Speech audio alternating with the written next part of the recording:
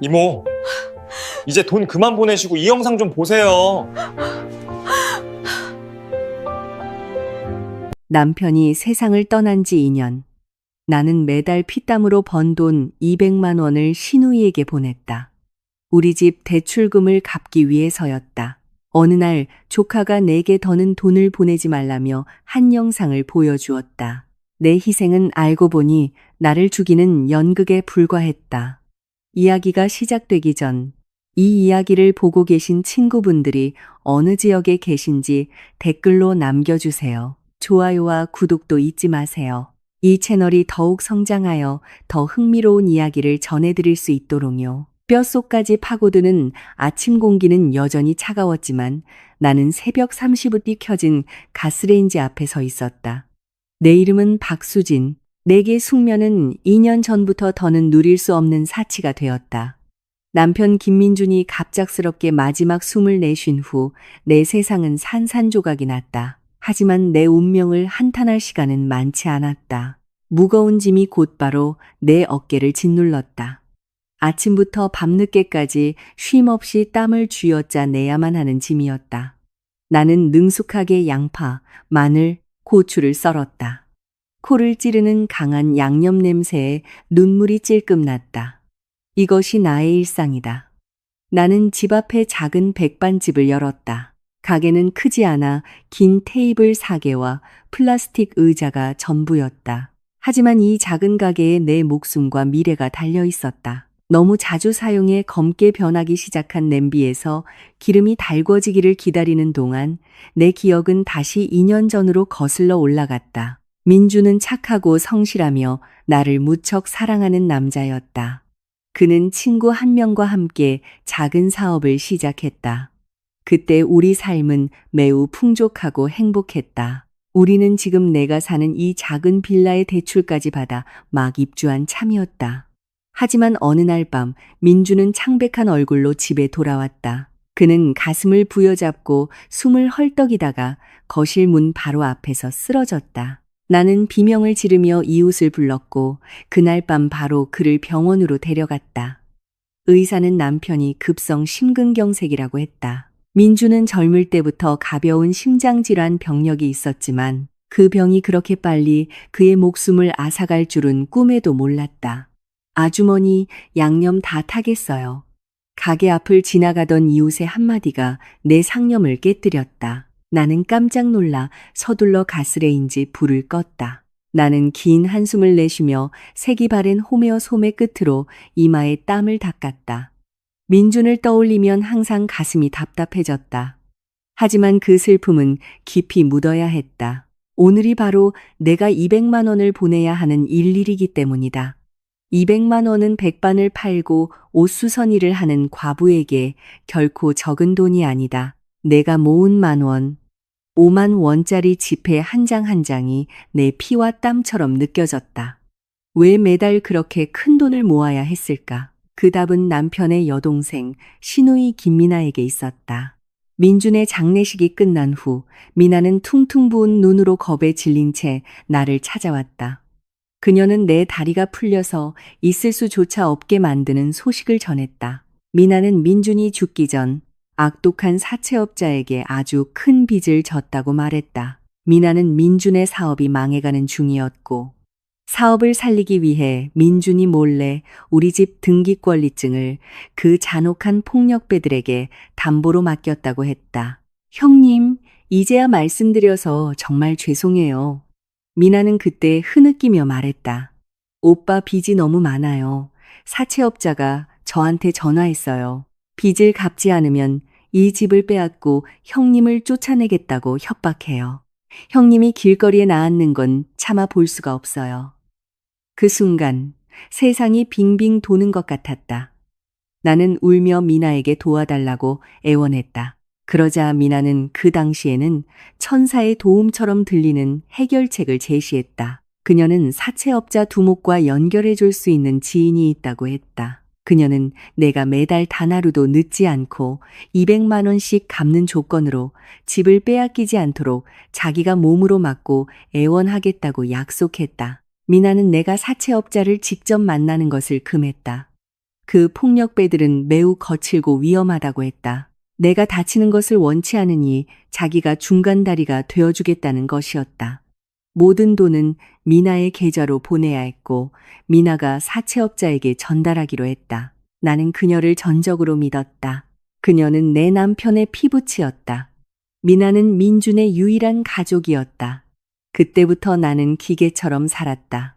아침 6시 내 식당은 이미 문을 열었다. 나는 값싼 아침을 찾는 건설 노동자, 오토바이 배달기사, 고시원 학생들을 상대했다. 내 손은 밥을 푸고 김치찌개를 붓고 계란 프라이를 부치느라 쉴 틈이 없었다. 손님들이 받지 않은 1,000원짜리 동전 한 핀까지 계산대 밑에 텅 빈 과자 깡통에 모았다. 가게가 문을 닫고 온몸이 쑤시는 늦은 오후가 되어도 내 일은 끝나지 않았다. 나는 대충 씻고 어머니가 물려주신 낡은 재봉틀 앞에 앉았다. 바지 수선, 옷길이 줄이기, 이웃 아이들의 교복 수선까지 주문을 받았다. 이미 지친 눈은 빠르게 오르내리는 바늘 끝을 억지로 뚫어지게 봐야 했다. 삐걱거리는 재봉틀 소리가 나의 외로운 밤을 함께했다. 등은 자주 뻣뻣해졌고 손가락은 바늘에 찔려 굳은 살이 박였다. 이 모든 것을 단 하나의 목표를 위해 했다. 매달 말 내 통장 잔고가 정확히 200만 원이 되는 것을 보기 위해서. 나는 기꺼이 흰쌀밥과 가게에서 팔다 남은 식은 반찬으로 끼니를 때웠다. 2년 동안 새 옷 한 벌 사지 않았다. 내 슬리퍼는 밑창이 닳아 얇아졌다. 하지만 민준이 남긴 이 집에 계속 살 수만 있다면 나는 평온했다. 이 집은 내가 남편에 대해 가진 유일한 물리적 기억이었다. 바로 이 집에서 우리는 함께 꿈을 꾸고 거실에서 웃고 미래를 계획했다. 나는 이 집을 지키기 위해 필사적으로 버텼다. 오전 10시 가게 손님이 뜸해졌다. 나는 서둘러 설거지를 하고 테이블을 닦았다.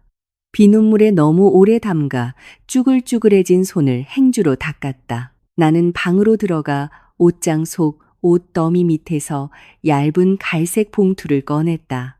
봉투 안에는 한 달 내내 피땀 흘려번 현금이 들어 있었다. 나는 침대 가장자리에 앉아 지폐를 꺼내 천천히 세었다. 100만 원, 150만 원. 꼬깃꼬깃한 만원짜리를 셀 때 손이 약간 떨렸다. 딱 200만 원. 액정 구석이 깨진 내 휴대폰이 갑자기 울렸다. 화면에 신우이 미나라는 이름이 떴다. 나는 서둘러 전화를 받았다. 여보세요. 아가씨. 안녕하세요. 나는 서두르느라 약간 숨을 헐떡이며 인사했다. 네. 형님. 안녕하세요. 전화기 너머 미나의 목소리가 떨리고 있었다.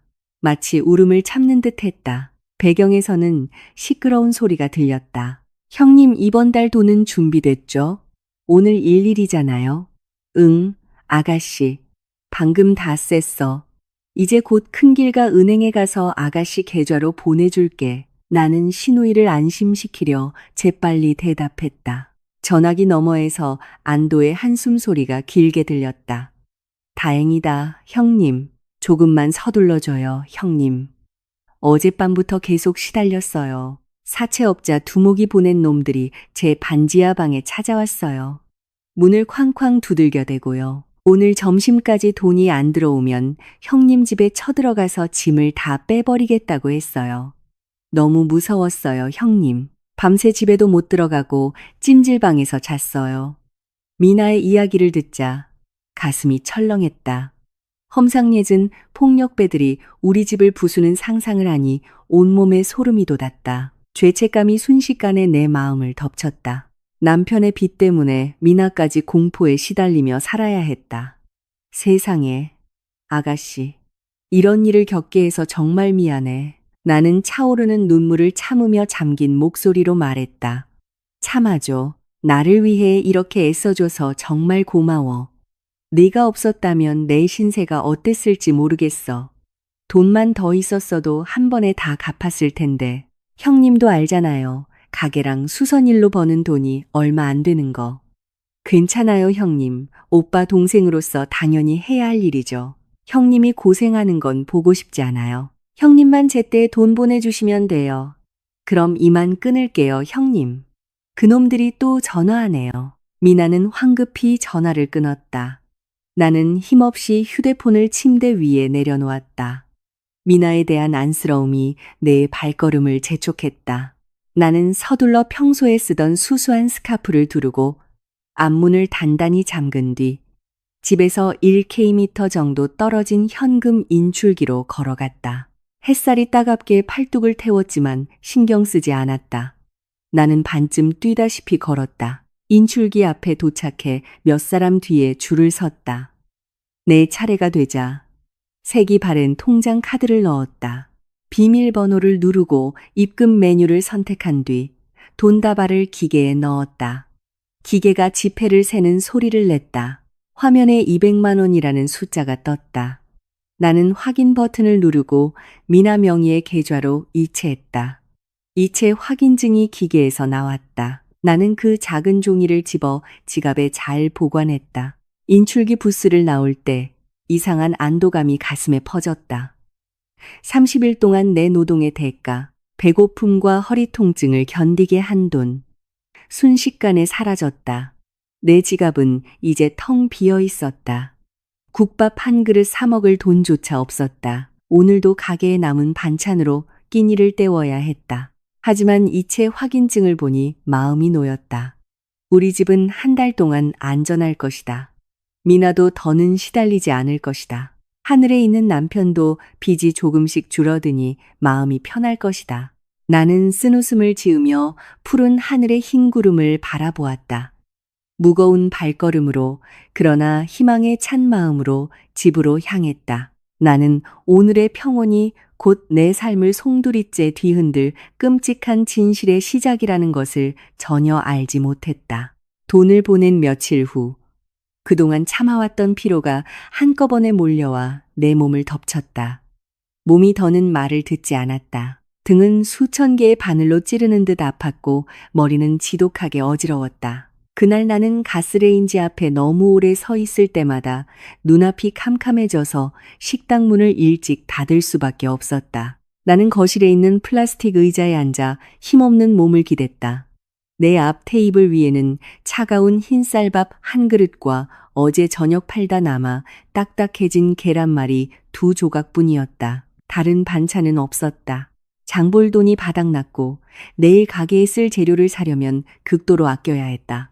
나는 흰쌀밥을 한 숟갈 떠서 천천히 씹었다. 맛은 밍밍하고 목이 메었지만 배를 채우고 위장병이 도지지 않게 하려면 먹어야 했다. 밥을 먹으며 거실 벽에 걸린 남편 민준의 사진을 멍하니 바라보았다.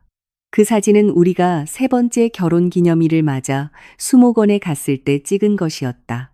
민준은 활짝 웃으며 애정 어린 손길로 내 어깨를 감싸고 있었다.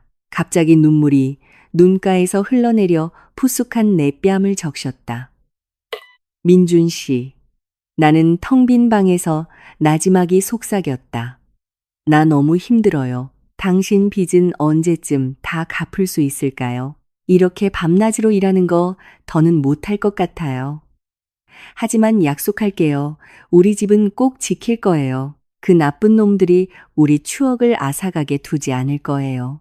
나는 손등으로 눈물을 훔치며 마음을 다잡았다. 울면 안 돼. 강해져야 해. 그 정적 속에서 갑자기 오토바이 엔진 소리가 집 대문 앞에서 멈췄다. 나는 반쯤 열린 창문으로 고개를 돌렸다. 키가 크고 마른 청년이 꽤 낡은 스쿠터에서 내렸다.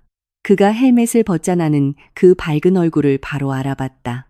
그는 시골에 사는 언니의 아들, 내 조카 지훈이었다. 지훈은 지금 이 도시로 와서 국립대학교 법학과에 다니고 있었다. 안녕하세요, 이모. 지훈이 대문 밖에서 활짝 웃으며 외쳤다. 나는 서둘러 밥그릇을 내려놓고 문을 열어주러 갔다. 그래, 지훈아. 어쩐 일로 대낮에 이모 집에 들렀어? 학교 수업 없어? 나는 그를 안으로 들어오게 하며 물었다. 있어요, 이모. 근데 수업이 늦은 오후에 시작해요. 마침 이 근처를 지나가게 돼서 이모 뵐 겸 들렀어요. 지훈은 거실로 들어서며 대답했다. 지훈의 날카로운 눈은 곧장 테이블 위에 놓인 내 초라한 밥그릇에 꽂혔다. 그의 표정이 순식간에 변했다. 미소는 사라지고 연민 어린 시선이 그 자리를 대신했다. 이모, 겨우 딱딱한 계란말이랑 밥만 드세요? 다른 반찬은 어디 있어요? 이모, 어디 아프세요? 얼굴이 너무 창백해요. 다크서클도 심하고요. 지훈의 입에서 질문이 쏟아져 나왔다. 이 아이는 원래부터 매우 사려 깊고 비판적이었다. 어릴 때부터 나를 무척 따랐다. 나는 어색하게 웃으며 어렵게 사는 모습을 들킨 것이 조금 부끄러웠다. 이모 괜찮아. 지훈아. 오늘 그냥 반찬 만들기 귀찮아서 그래. 어젯밤에 수선일 하느라 잠을 좀 못 자서 머리가 아픈가 보다. 앉아. 지훈아. 이모가 따뜻한 차 한 잔 타줄게. 내가 부엌으로 가려고 하자 지훈이 내 팔을 잡았다. 괜찮아요, 이모. 제가 뭐 좀 사왔어요. 지훈은 들고 있던 하얀 비닐봉지를 뒤져 따끈한 국밥 한 그릇과 여러 가지 반찬이 담긴 포장 용기를 꺼냈다.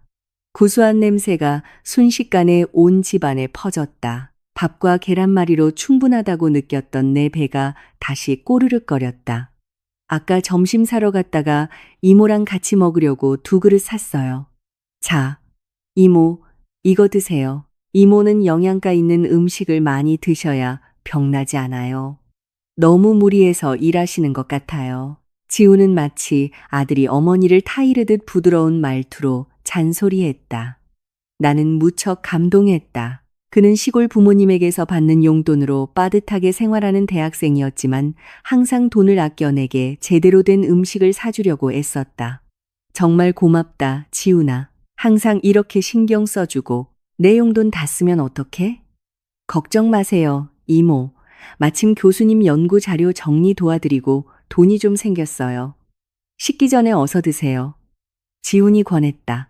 우리는 결국 거실에서 함께 점심을 먹었다. 지훈의 존재는 우울했던 집안 분위기를 조금이나마 활기차게 만들어 주었다. 밥을 먹으며 지훈은 학교 활동, 배우고 있는 민법 과제, 친구들에 대해 많은 이야기를 했다. 나는 좋은 청취자가 되어 주었다. 가끔 그의 재미있는 이야기에 웃기도 했다. 식사를 마친 후 지훈은 테이블을 치우고 더러운 그릇을 부엌으로 가져갔다. 나는 의자에 기대 앉아 배가 부르고 조금 기운이 나는 것을 느꼈다. 지훈이 거실로 돌아왔을 때 그는 내 바로 앞 의자에 앉아 주머니에서 스마트폰을 꺼냈다. 아, 맞다. 이모, 그거 아세요? 요즘 시내에 새로 생긴 고급 카페 영상이 엄청 화제예요. 음식은 진짜 맛있어 보이는데 가격이 너무 비싸요. 학교 친구들이 다 이 카페 얘기만 해요. 이모도 영상 한번 보세요. 장소가 외국 같아요. 지우는 신이 나서 휴대폰 화면을 넘기며 말했다. 나는 그의 열정에 작게 미소 지었다. 내게 고급 카페와 비싼 음식은 전혀 닿을 수 없는 세계였다. 하지만 지훈을 존중하는 마음에 몸을 기울여 그가 내민 휴대폰 화면을 들여다보았다. 화면에는 한 젊은 여성 음식 크리에이터가 밝은 목소리로 카메라를 향해 이야기하고 있었다. 그녀 앞에는 거대한 스테이크, 형형색색의 음료, 매우 아름다운 모양의 케이크 등 온갖 화려한 음식들이 차려져 있었다. 그 여성은 스테이크 한 접시 가격이 수십만 원에 달할 정도로 비싸다고 설명했다. 카메라는 이어서 회전하며 샹들리에 조명, 푹신한 벨벳 소파, 매우 단정하고 우아하게 차려입은 손님들로 가득한 카페 분위기를 보여주었다. 와, 정말 화려하다. 지훈아, 저기서 밥 먹는 사람들은 돈이 정말 많은가 보다. 수십만 원을 그냥 고기 한 접시 먹는데 쓰다니. 나는 순진하게 말했다. 네, 이모. 여기는 신흥 부자들이 노는 곳이에요. 저 여자 뒤쪽 구석에 있는 사람들 좀 보세요. 지훈이 화면의 특정 영역을 가리키며 말했다. 내 눈은 지훈의 손가락 끝을 따라갔다. 영상 속 카메라는 도시의 풍경을 보여주는 커다란 유리창을 비추고 있었다. 그 창문 바로 앞에는 한 쌍의 남녀가 마주 앉아 있는 작은 원형 테이블이 있었다. 처음에는 그들을 별로 신경 쓰지 않았지만 카메라가 몇 초 동안 그쪽으로 조금 더 초점을 맞추었을 때 내 심장이 갑자기 미친 듯이 뛰기 시작했다. 숨이 목구멍에서 ਘ는 것 같았다. 그 테이블에 앉아 있는 여자. 나는 그녀의 얼굴을 똑똑히 알아보았다. 그녀가 머리 위에 큰 선글라스를 얹고 머리를 완벽하게 웨이브 지어 드라이했음에도 불구하고 나는 그 얼굴을 착각할 리 없었다. 그녀의 턱선, 활짝 웃을 때의 입모양, 그리고 몸짓. 그건 내 시누이 미나였다. 하지만 이 모습은 내가 알던 미나가 아니었다. 내게 흐느끼며 전화하던 미나가 아니었다. 허름한 반지하 방에 살며 사채업자에게 쫓겨 공포에 떨고 있다고 말하던 미나가 아니었다. 영상 속의 그 여자는 매우 비싸 보이는 젓갈색 세틴 블라우스를 입고 있었다. 손목에는 카페의 샹들리에 조명 아래 반짝이는 꽤 두꺼운 금팔찌가 둘러져 있었다. 테이블 위 그녀의 접시 옆에는 내가 보기에도 수백만 원은 좋게 할 것 같은 명품 가죽 핸드백이 놓여 있었다. 미나는 매우 행복해 보였다. 그녀는 하얀 치아를 드러내며 큰 소리로 웃고 있었다. 그러고는 포크로 작은 케이크 조각을 집어 맞은편에 앉은 남자에게 먹여주었다. 지훈아, 지훈아, 영상 좀 멈춰봐. 이 부분에서 멈춰줘. 나는 떨리는 목소리와 차가워진 손으로 부탁했다. 지훈은 내 갑작스러운 긴장된 반응에 놀랐다. 그는 즉시 휴대폰 화면에 일시정지 버튼을 눌렀다. 화면은 미나가 맞은편 남자에게 케이크를 먹여주는 장면에서 멈췄다. 왜 그러세요, 이모? 이 영상에 나오는 사람 아세요? 지훈이 어리둥절해하며 물었다. 나는 대답하지 않았다. 떨리는 손으로 지훈의 휴대폰을 받아들었다. 화면을 얼굴 가까이 가져가 눈을 가늘게 뜨고 손가락으로 사진을 확대했다. 이미지는 약간 깨졌지만 내 세상이 산산조각 나는 것을 확인하기에는 충분히 선명했다. 미나 맞은편에 앉아 있는 남자.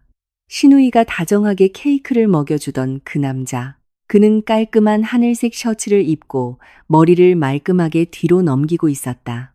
그 남자는 미나를 숭배하는 듯한 눈빛으로 바라보고 있었다. 그는 돌아가신 내 남편의 전 동업자 이진우였다. 2년 전 민준의 장례식장에 남루한 옷차림으로 와서 내 앞에서 울며 그들의 사업이 완전히 망해서 자신도 파산하고 아무것도 남지 않았다고 맹세했던 바로 그 남자였다. 눈이 뜨거워졌다. 가슴이 거대한 바위에 짓눌리는 것 같았다. 주위의 공기가 갑자기 희박해지는 느낌이었다.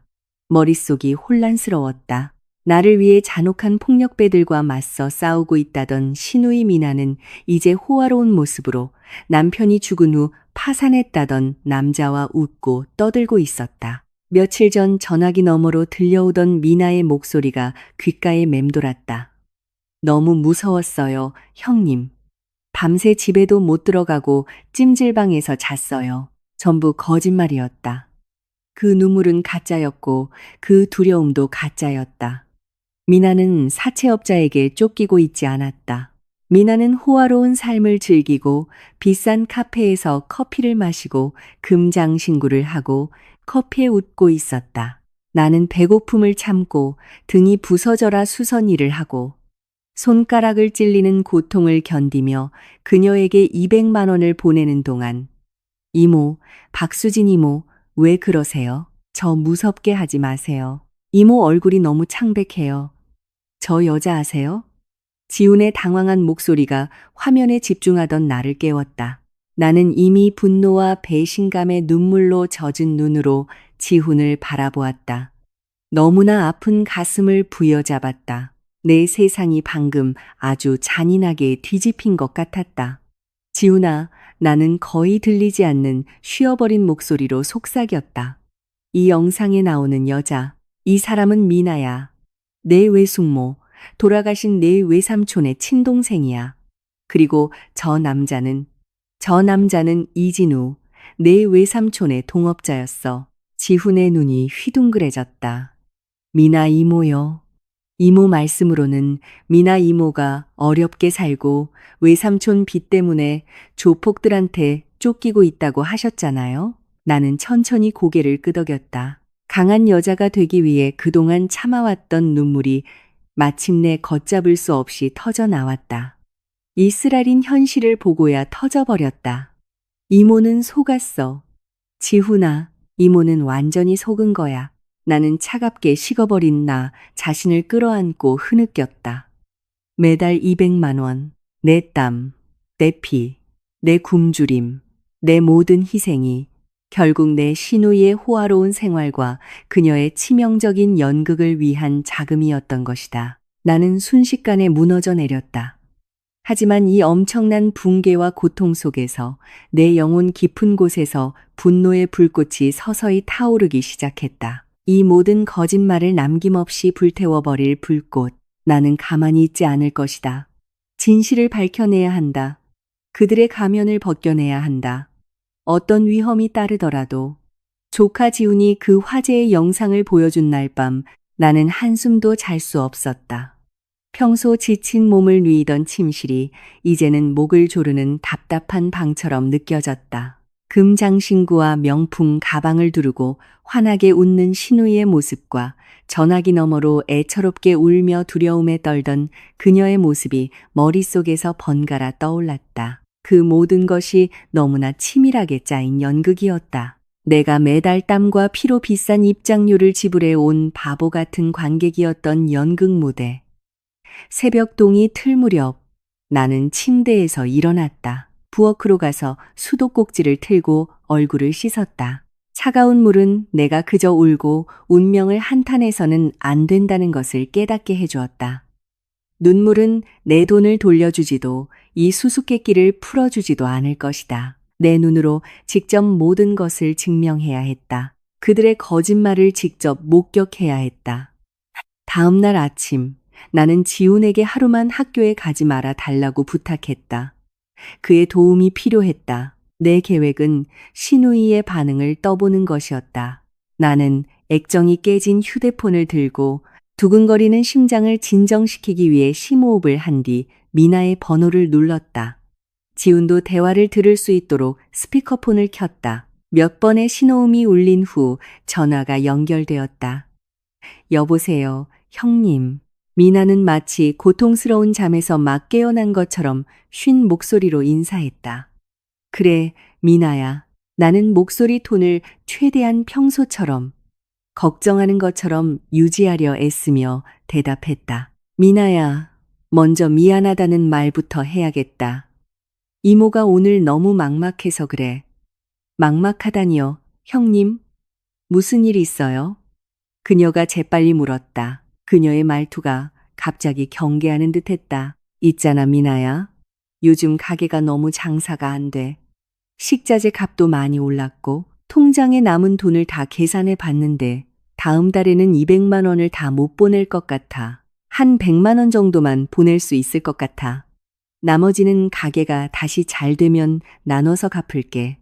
그래도 될까, 미나야? 그 사채업자한테 그렇게 전해줘. 한 달만 사정을 봐달라고. 나는 절망에 빠진 가난한 여자의 역할을 연기하며 애원했다. 전화기 저편에서 잠시 침묵이 흘렀다. 하지만 불과 몇 초 만에 미나의 목소리가 폭발했다. 그녀의 목소리는 분노와 매우 극적인 가짜 울음으로 가득 차 날카롭게 높아졌다. 형님, 지금 제정신이에요? 사채업자랑 거래하는 게 동네 구멍가게에서 외상하는 거랑 같은 줄 아세요? 돈이 10만 원이라도 부족하면 어떻게 되는지 아세요? 미나는 흐느끼며 소리쳤다. 어젯밤에도 그 조폭놈들이 제 반지하 방창문에 돌을 던졌어요. 창문이 깨졌다고요, 형님. 그놈들이 칼을 들고 와서 다음 달에 돈이 제대로 안 들어오면 이 집을 불태워 버리겠다고 협박했어요. 저는 형님 집 지키려고 목숨을 걸고 있는데 형님은 태평하게 돈을 미루겠다고요? 나는 지훈을 쳐다봤다. 조카는 미나의 막말을 듣고 분노를 참으며 주먹을 꽉 쥐었다. 나는 아랫입술을 깨물며 그녀가 고급 카페에 있었던 영상을 봤다는 사실을 폭로하고 싶은 충동을 억눌렀다. 참아야 했다. 아이고, 미나야, 미안해. 그렇게 심각한 줄은 정말 몰랐어. 이웃한테 돈이라도 빌려볼게. 약속할게. 이제 그만 울어. 다음 달에는 꼭 200만 원 맞춰서 보낼게. 나는 매우 당황하고 겁에 질린 척 대답했다. 그래야 해요. 형님, 꼭 맞춰야 해요. 돌아가신 오빠 빚 때문에 제가 어이없이 죽고 싶진 않아요. 아무튼 다음 달 1일에는 돈이 들어와야 해요. 안 그러면 형님이 직접 그 조폭들 상대하세요. 미나는 협박하듯 말하고는 거칠게 전화를 끊었다. 연결이 끊겼다. 나는 떨리는 손으로 휴대폰을 테이블 위에 내려놓았다. 정말 대단한 연극이었다. 만약 그 영상을 보지 못했다면 나는 지금쯤 신우이를 구하기 위해 다른 사채업자에게 돈을 빌리러 사방팔방으로 뛰어다녔을 것이다. 이모, 이대로 둘 수는 없어요. 저 여자, 저 뱀 같은 여자를 미행해야 해요. 지훈이 분노에 찬 목소리로 말했다. 친구가 안 쓰는 차가 있는데 그걸 빌려올게요. 저 여자가 진짜 어디로 가는지 알아봐야 해요. 나는 고개를 끄덕였다. 그날 오후, 우리는 빌린 낡은 세단을 타고 미나가 알려준 반지하 주소로 향했다.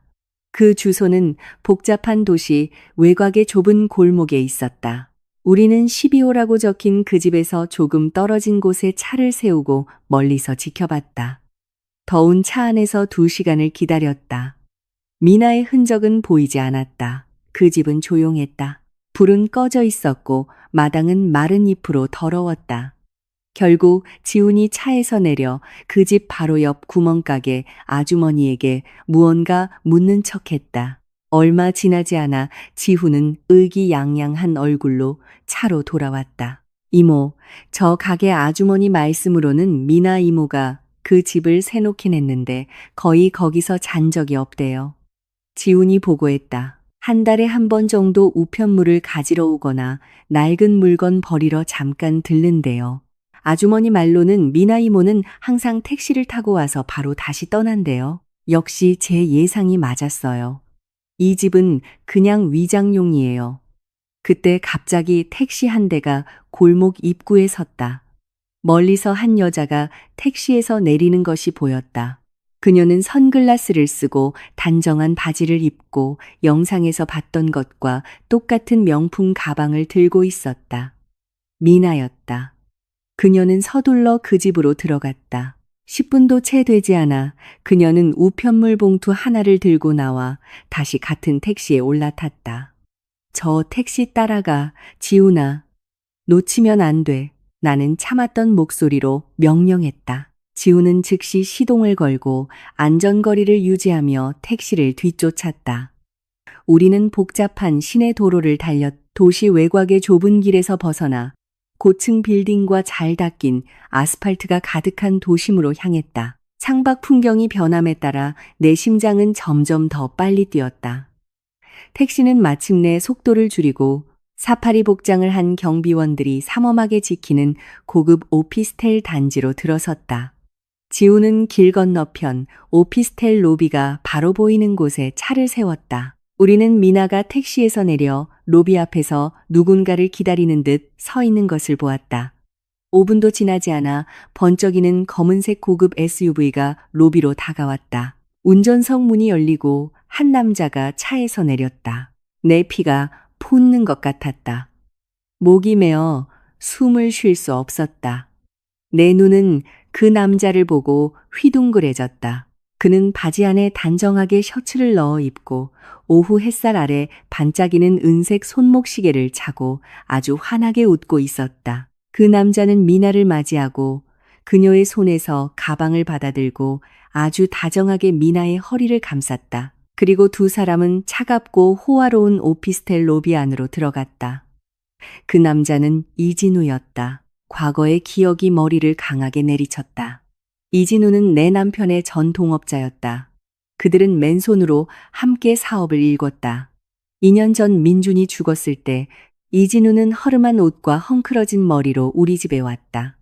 그는 남편의 영정 앞에서 흐느끼며 울었다. 이진우는 내 발 앞에 엎드려 민준 없이는 그들의 사업이 완전히 망했다고 말했다. 그는 파산했고 큰 빚을 남겼으며 아무것도 가진 것이 없다고 했다.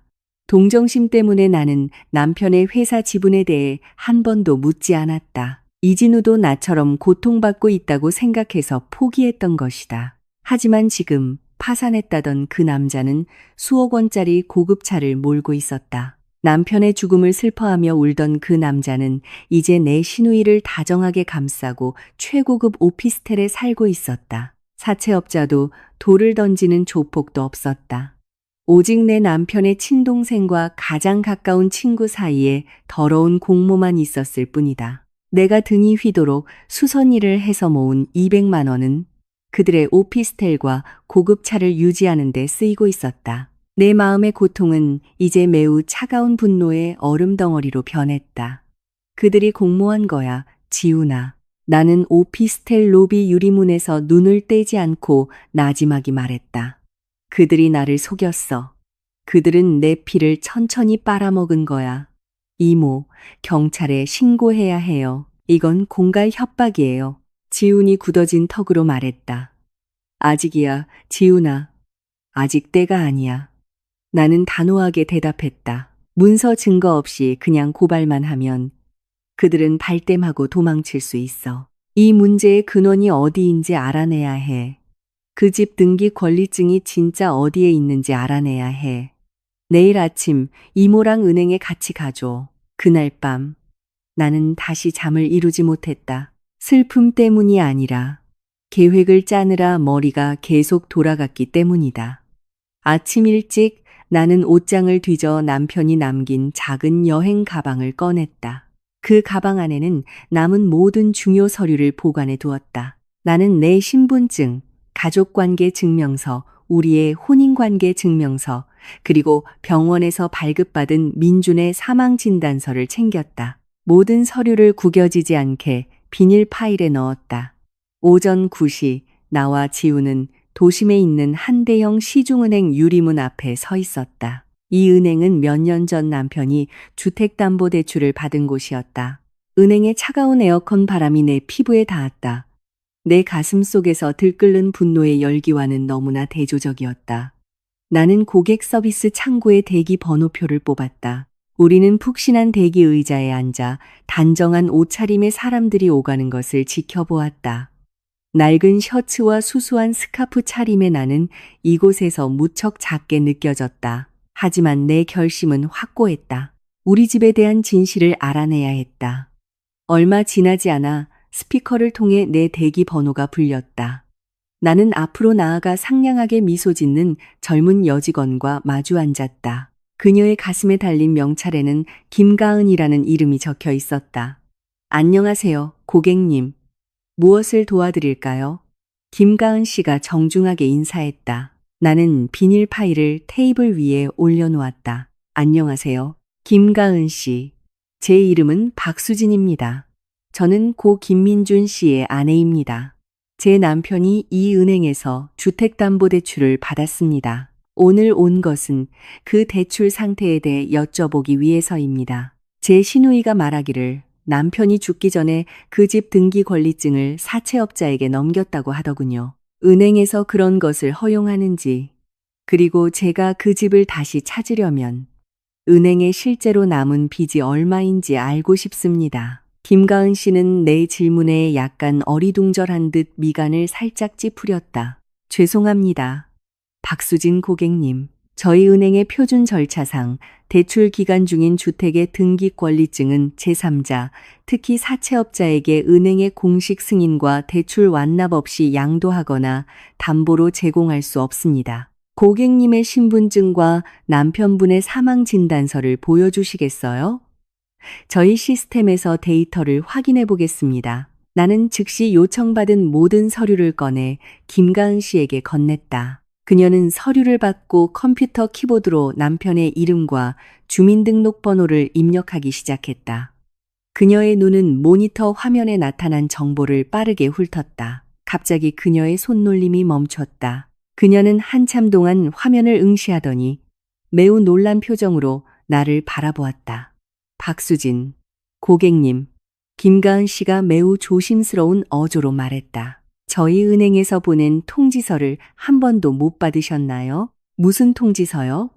남편이 죽은 지 2년 동안 은행에서 어떤 우편물도 받은 적이 없는데요. 나는 미간을 찌푸리며 대답했다. 김가은 씨는 모니터 화면을 내 쪽으로 살짝 돌려주었다. 비록 나는 거기에 적힌 숫자들을 이해할 수 없었지만 박수진 고객님, 김민준 고객님 명의의 주택담보대출은 이미 완납 상태임을 알려드립니다. 내 세상이 멈춘 것 같았다. 나는 눈도 깜빡이지 않고 김가은 씨를 쳐다보았다. 완납이요? 그게 무슨 말씀이세요? 저는 남은 원금을 갚은 적이 없어요. 이 은행에 완납금을 낸 적도 없고요. 고객님, 저희 은행의 대출 약관에 따르면 김가은 씨가 매우 명확하고 부드러운 목소리로 설명했다. 모든 주택담보대출 고객은 자동으로 신용생명보험에 가입됩니다. 김민준 고객님께서 대출 기간 중 사망하셨고 당시 유가족께서 은행에 사망 진단서를 제출하셨기 때문에 보험사에서 이 집에 남은 빚 전액을 상환했습니다. 고객님 댁의 빚은 2년 전 남편분께서 사망하신 지 한 달 만에 모두 갚아졌습니다. 현재 원본 등기 권리증은 저희 은행 금고에 안전하게 보관되어 있으며 정당한 상속인인 고객님께서 찾아가시기를 기다리고 있습니다. 김가은 씨의 말은 대낮에 내리친 벼락처럼 들렸다. 완납. 이 집은 2년 전부터 이미 빚이 없었다. 보험사가 갚아준 것이다. 빚도 사채업자도 우리 집을 빼앗으러 올 조폭도 없었다. 그 모든 것은 미나가 만들어낸 거짓말이었다. 내 몸이 심하게 떨리기 시작했다. 두 손으로 고객 서비스 데스크 가장자리를 꽉 잡았다. 만약 이 집이 처음부터 빚이 없었다면 지난 24개월 동안 내가 매달 보낸 200만 원은 대체 무엇을 위한 것이었나? 내 땀의 대가 4,800만 원, 제대로 먹지도 못하게 만든 돈, 내 등을 망가뜨린 돈이 순전히 신우이와 그 개자식의 주머니로 들어간 것이다. 그들은 슬픔에 잠긴 과부를 갈취했다. 그들은 가짜 사채업자의 이름을 내세워 나를 강탈했다. 이모, 진정하세요. 지훈이 내 어깨를 가볍게 두드리며 속삭였다. 지훈의 얼굴도 나 못지않게 창백했다. 그도 이 사실을 알고 똑같이 충격을 받은 것이다. 나는 심호흡을 하며 이 은행 직원 앞에서 눈물이 떨어지지 않도록 애썼다. 쓴 침을 삼켰다. 김가은 씨, 만약 이미 완납되었다면 왜 은행에서는 등기 권리증을 찾아가라고 저에게 한 번도 연락하지 않았나요? 왜 2년 동안이나 그대로 두었나요? 나는 분노를 억누르며 떨리는 목소리로 물었다. 김가은 씨는 다시 컴퓨터를 확인하고 전자문서를 열었다. 그 점이 바로 제가 잠시 혼란스러웠던 부분입니다. 고객님, 저희 시스템에는 2년 전에 고객님 댁 주소로 완납 통지서를 발송한 것으로 기록되어 있습니다. 등록된 연락처로도 연락을 시도했습니다. 하지만 저희 직원이 전화를 걸었을 때 전화를 받은 여성은 자신을 고인의 친동생이라고 밝혔습니다. 김가은 씨는 종이 한 장을 인쇄해서 내게 내밀었다. 그 여성은 고객님께서 서명하셨다는 위임장을 가지고 은행에 찾아왔습니다. 고객님께서 심한 병을 앓고 계시고 아직 깊은 슬픔에 잠겨 있어 본인이 행정 처리를 대신하겠다고 했습니다. 또한 저희 시스템의 비상 연락처를 자신의 번호로 변경한 것도 바로 그 여성이었습니다. 성함은 김미나 고객님이십니다. 이것이 그분이 남긴 자료 사본입니다. 나는 그 종이를 쳐다보았다. 거기에는 미나의 이름과 휴대폰 번호, 그리고 내 서명을 흉내낸 위조 서명이 선명하게 적혀 있었다. 내 기억은 즉시 과거로 돌아갔다. 민준이 죽은 후 첫 한 달 동안 나는 정말로 망가져서 방에 틀어박혀 지냈다. 미나는 슬픔에 잠긴 나를 위로한다는 핑계로 우리 집에 와서 묵었다. 손님을 맞이한 것도, 우편함에서 편지를 꺼내온 것도, 남편의 사망 관련 서류를 처리한 것도 모두 그녀였다. 미나는 은행에서 온 편지를 숨겼다. 미나는 내가 진실을 알지 못하도록 모든 소통 경로를 차단하고 내 인생을 착취하기 위해 사채업자에 대한 거짓말을 만들어낸 것이다. 내 시누이가 이 모든 범죄를 매우 치밀하고 잔인하게 계획했던 것이다. 정말 감사합니다, 김가은 씨. 이 정보는 저에게 매우 중요합니다. 나중에 경찰서에서 발급받은 서류를 가지고 등기권리증을 찾으러 다시 오겠습니다. 나는 이제 다시 강해진 손으로 내 서류들을 챙기며 말했다. 더 이상 슬픔은 없었다. 오직 강철처럼 단단해진 결심만이 남아 있었다. 우리는 은행 건물을 나와 다시 차 안으로 돌아왔다. 차 안 공기가 무척 답답하게 느껴졌다. 지훈이 운전대를 세게 내리쳤다. 사람이 아니에요, 이모. 악마예요. 어떻게 자기 오빠의 아내를 갈취할 생각을 하죠? 지금 당장 그 오피스텔로 경찰 데리고 가요. 지훈이 분노에 차 소리쳤다. 나는 조수석에 조용히 앉아 차창 밖을 똑바로 쳐다보았다. 내 머릿속에서는 돈을 갈취당한 것보다 훨씬 더 끔찍한 생각이 떠올랐다. 그 생각은 내 피를 순식간에 얼어붙게 만들었다. 지훈아, 나는 지훈의 분노를 가르며 나지막이 불렀다. 미나와 이진우는 공모에서 보험금을 가로채고 이모를 갈취했어. 이진우는 회사가 망했다고 거짓말했지만 사실은 호화롭게 살고 있었지. 두 사람은 내 외삼촌의 죽음으로 엄청난 이득을 얻었어. 나는 고개를 돌려 지훈을 바라보았다. 조카도 나를 마주 보았다. 서서히 내 말의 의미를 깨닫는 듯 했다. 지훈아, 나는 낮지만 날카로운 목소리로 말을 이었다. 만약 그들이 집과 빚에 대해 이렇게 잔인한 연극을 꾸밀 수 있었다면 내 외삼촌이 정말 심장마비로 자연사했다고 확신할 수 있겠니? 지훈의 눈이 휘둥그레졌다. 그 질문은 허공에 맴돌며 지난 2년 동안 굳게 닫혀있던 판도라의 상자를 열었다. 만약 그들이 삶에 대해 거짓말을 할 수 있었다면 죽음에 대해서도 분명 거짓말을 할 수 있었을 것이다. 오늘 우리는 집으로 돌아가지 않는다. 우리에게는 또 다른 목적지가 있었다. 병원. 남편이 마지막 숨을 쉬던 밤, 그를 담당했던 간호사를 만나야 했다. 은행에서 병원으로 가는 길은 매우 길고 고통스럽게 느껴졌다. 지훈이 운전하는 차 안에는 침묵이 흘렀다. 아무도 말을 하지 않았지만 우리 머릿속은 똑같이 끔찍한 생각을 하고 있다는 것을 알았다. 나는 창밖을 내다보며 차량으로 붐비는 도시의 거리를 보았지만 시선은 텅 비어 있었다. 내 생각은 2년 전 그 끔찍한 밤으로 계속 돌아갔다. 남편이 의식불명 상태로 병원으로 실려간 그 밤. 그때 나는 남편이 선천적인 심장병으로 사망했다는 의사의 진단을 그대로 받아들였다. 당시 나는 너무나 망가져 있었고 너무나 당황했으며 상실의 눈물에 눈이 멀어 냉정하게 생각할 수 없었다. 그날 밤 미나와 이진우가 얼마나 바쁘게 움직였는지만 기억날 뿐이다. 그들은 남편을 일하던 사무실에서 데려왔고 접수처에서 행정 처리를 했으며 의사가 추가 검사를 제안했을 때 가장 강하게 반대한 것도 그들이었다. 이제 그들이 잔혹한 사기꾼이라는 것을 알고 나니 그날 밤 그들의 모든 친절은 매우 치밀하게 설계된 살인 시나리오로 변모했다. 우리가 탄 차는 마침내 시립병원 주차장으로 들어섰다. 낡은 흰색 페인트 칠이 된 건물이 내 앞에 높이 솟아 있었다. 차에서 내리자마자 소독약과 바닥 세정제 냄새가 코를 찔렀다. 이 냄새는 즉시 나를 차가운 응급실 복도로 강제로 끌고 갔다. 다리가 갑자기 풀려 뼈가 없는 것처럼 느껴졌다. 지훈이 재빨리 내 팔을 잡아 내가 바로 설 수 있도록 도와주었다. 이모, 힘내셔야 해요. 우리는 외삼촌의 정의를 찾으러 여기에 온 거예요.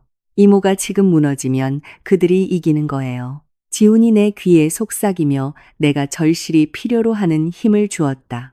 나는 심호흡을 하고 고개를 끄덕인 뒤 자동 유리문을 지나 안으로 들어갔다. 우리는 안내 데스크로 걸어갔다. 그곳에서는 한 중년 간호사가 큰 장부에 무언가를 열심히 적고 있었다. 내가 물어보면 목소리가 떨릴 것을 안 지훈이 대신 말을 꺼냈다. 안녕하세요, 간호사님. 시간 뺏어서 죄송합니다. 저희는 이곳의 전환자 가족인데요. 2년 전쯤 응급실에서 근무하셨던 최 간호사님을 찾고 있습니다. 혹시 아직 이 병원에서 근무하시나요? 지훈이 정중하고 차분하게 물었다.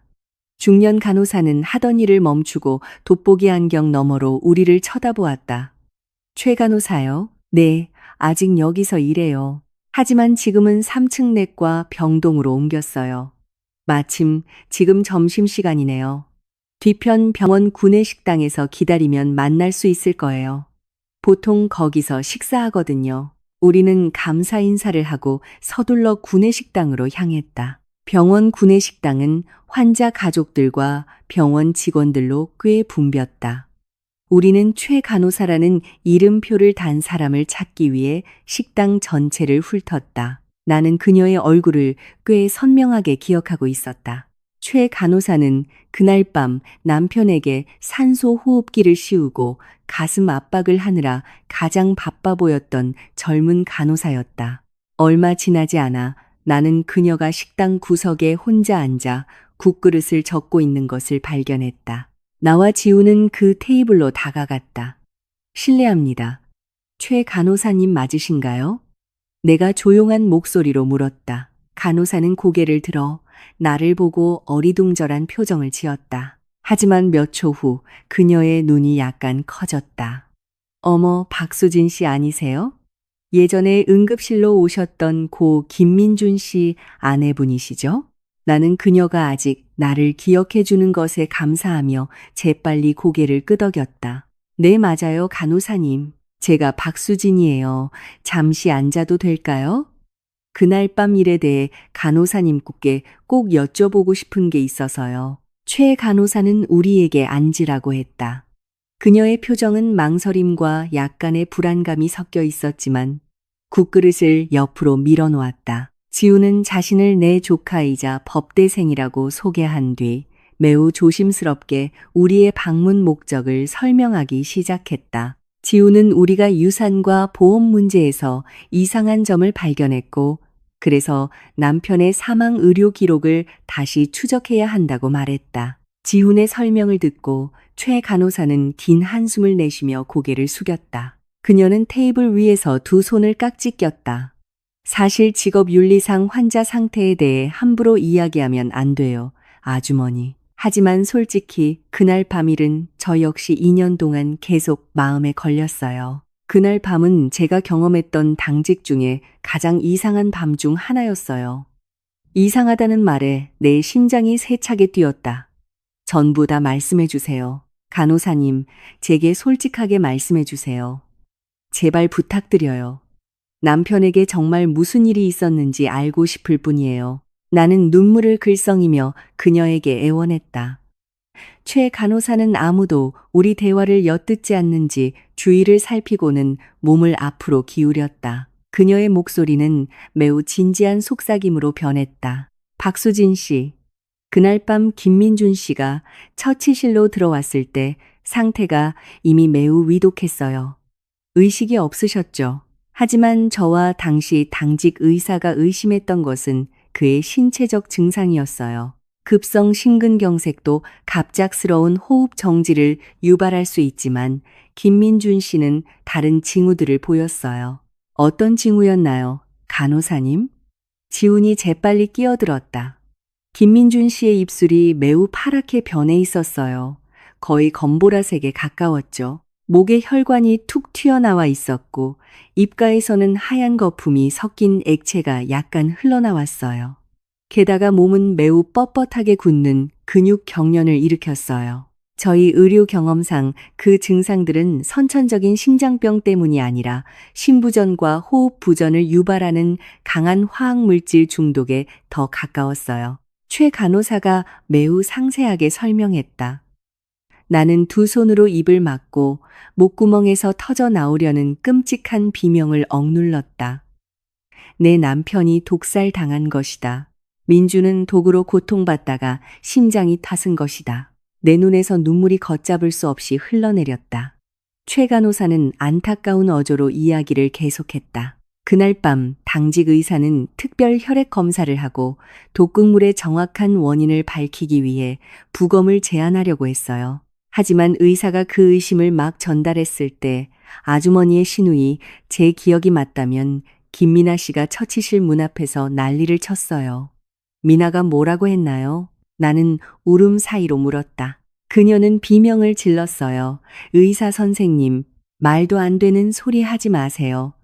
돈 뜯어내려고 수작 부리지 마세요라고요. 오빠가 원래 심장병이 심했다고 완강히 주장했어요. 김민아 씨와 함께 온 남자도 우리를 압박했어요. 최 간호사가 대답했다. 이진우, 나는 그 개자식의 이름을 내뱉었다. 네, 그 남자요.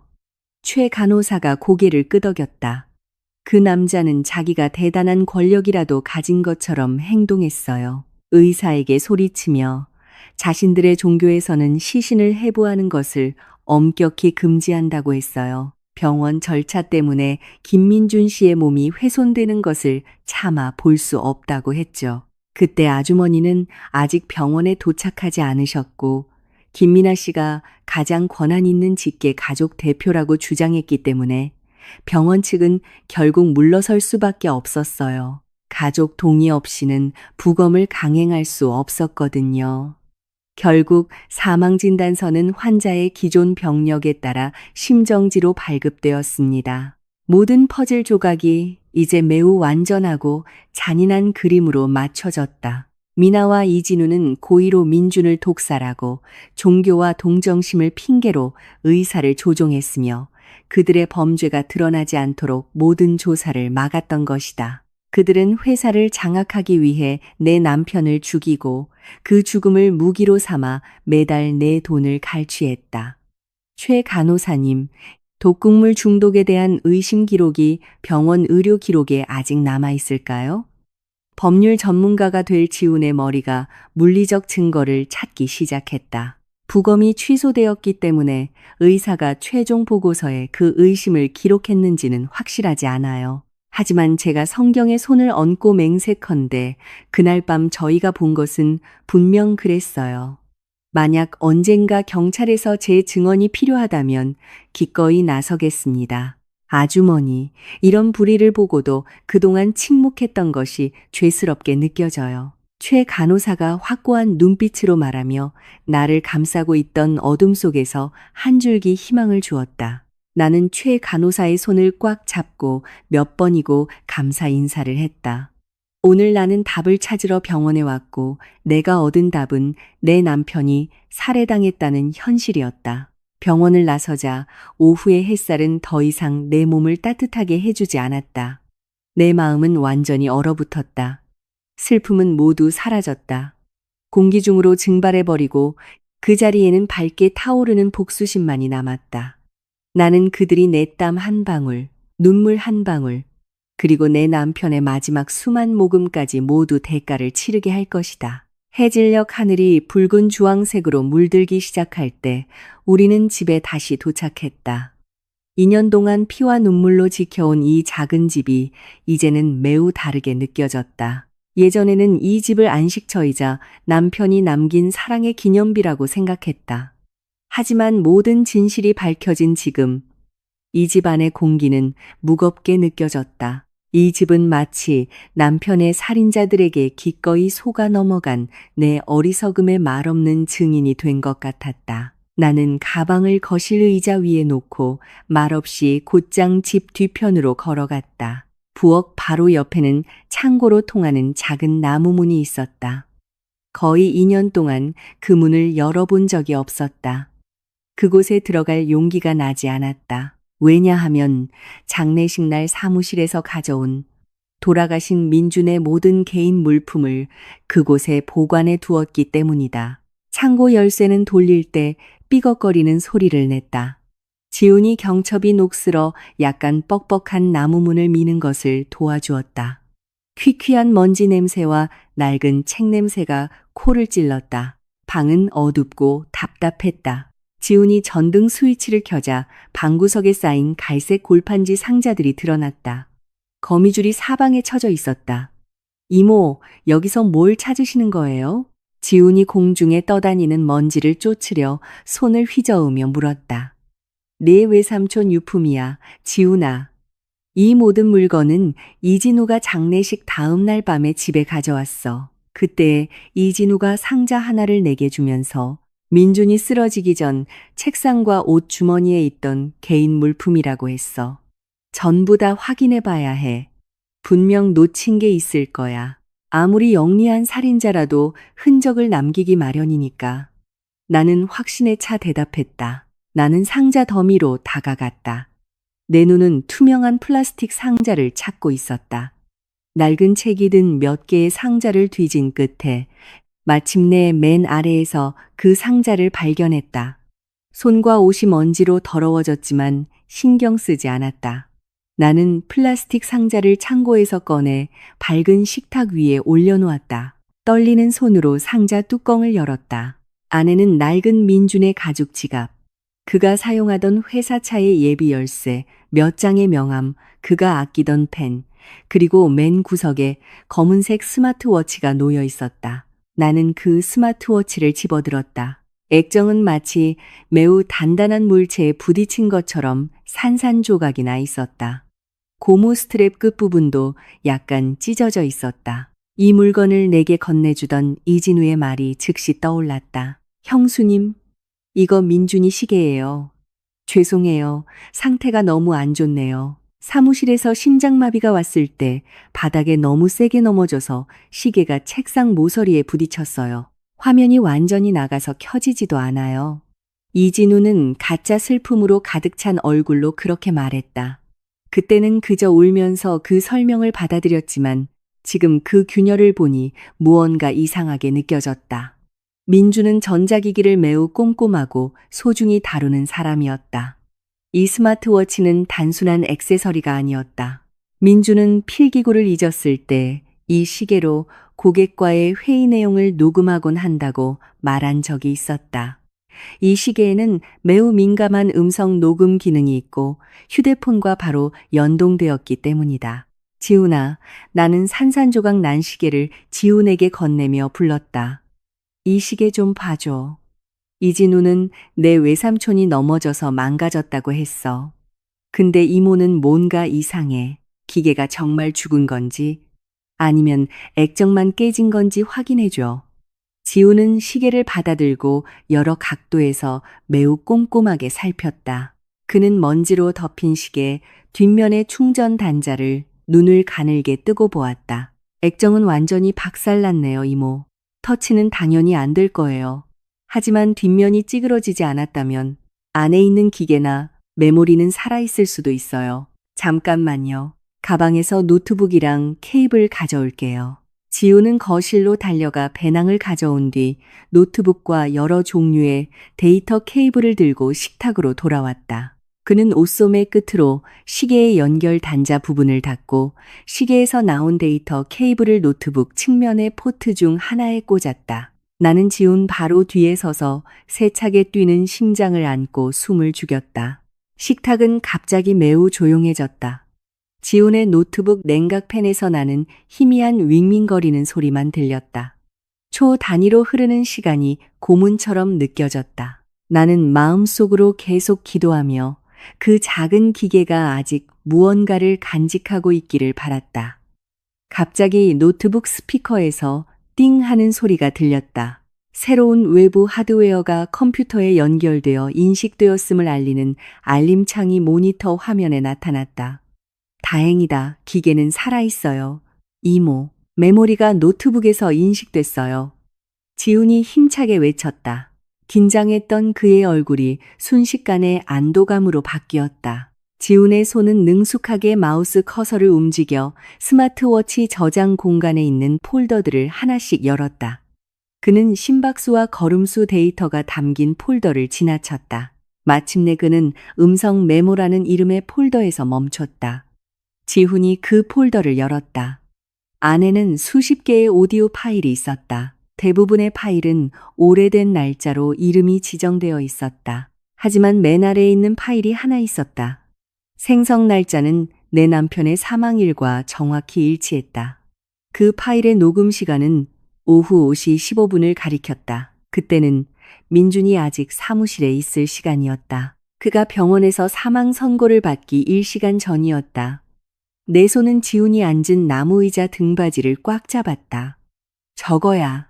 지훈아, 맨 아래 있는 녹음 파일 틀어봐. 지금 당장 틀어. 지우는 고개를 끄덕이고 커서를 그 파일로 옮겨 재생 버튼을 눌렀다. 그는 소리가 잘 들리도록 노트북 볼륨을 최대로 높였다. 처음에는 옷이 스치는 듯한 바스락거리는 소리만 들렸다. 마치 시계가 소매에 가려진 것 같았다. 하지만 몇 초 후 나무 문이 매우 세게 부딪히는 소리가 들리고 이어서 남편의 바리톤 목소리가 들렸다. 민준의 목소리는 매우 화가 나 있었고 숨이 가빴다. 2년 만에 다시 듣는 민준의 목소리에 내 눈에서 눈물이 주르륵 흘렀다. 이게 다 뭐야, 이진우. 내가 바보인 줄 알아? 우리 회사 재무 보고서를 내가 못 읽을 줄 알았어? 민준의 목소리가 녹음해서 외쳤다. 그의 목소리는 닫힌 방 안에 있음을 알리듯 울렸다. 그러자 얕보는 듯한 작은 웃음소리가 들렸다. 그건 이진우 목소리야. 진정해, 민준아. 미친 사람처럼 소리 지르지 마. 여기는 사무실이야. 밖에서 직원들이 들으면 창피하잖아. 직원들은 무슨 자재 공급업체 돈을 횡령했지? 이 장부에 적힌 숫자는 다 가짜야. 우리가 함께 세운 회사 돈을 훔쳤어, 이진우. 수억 원을 누구 계좌로 보냈어. 민준이 다시 소리쳤다. 그의 목소리는 점점 더 커지고 분노로 가득 찼다. 그때 한 여자의 목소리가 대화에 끼어들었다. 내가 아주 잘 아는 목소리. 매달 내게 200만 원을 뜯어내며 전화기 너머로 울던 바로 그 목소리. 오빠, 그만해요. 진우 씨 함부로 의심하지 마세요. 그건 미나 목소리야. 미나야, 네가 왜 이진우 방에 있어? 그리고 왜 이 도둑놈을 편드는 거야? 나는 내 친오빠야. 미나. 민준의 목소리는 동생의 존재를 깨닫고 당황하고 놀란 듯했다. 녹음에서 발소리가 가까워지는 소리가 들렸다. 이진우의 목소리는 매우 차갑고 위협적으로 변했다. 내 동생은 이제 어린애가 아니야, 민준아. 어떤 남자가 자기에게 호화로운 삶을 줄 수 있는지 알아. 너는 너무 고지식하고 너무 정직하고 야망이 너무 없어.